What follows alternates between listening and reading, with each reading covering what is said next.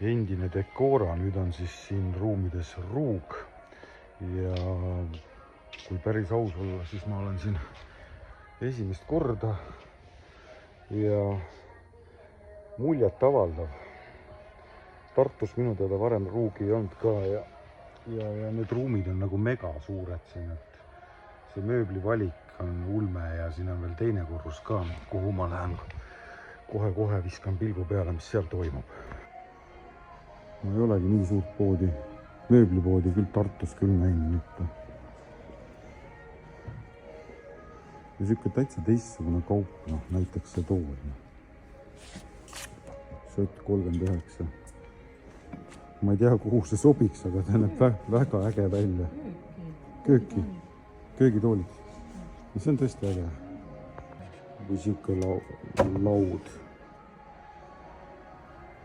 239. Terra tamm. See on siis teine osa.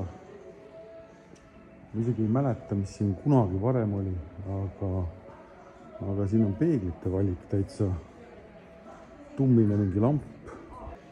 Teine korrus. Ja siin on siis siuksed lambanahksed toolid. See tool on, see oli päris mugav. Siin on siis mingisugune vaibavalik, kõik võimalikud ja korralik valik jälle, ei saa nagu nuriseda.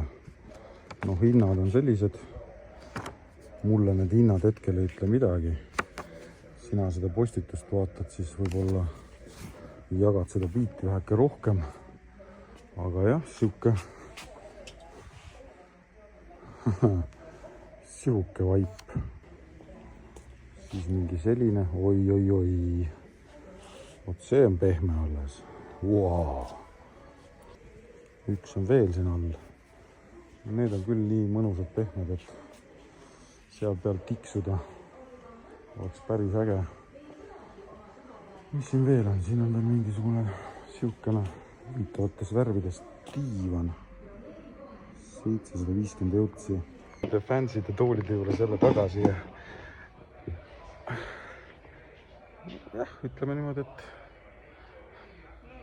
ei ole halvad. Selles mõttes päris rasked ja tummised tükid ka. Sellised fansid.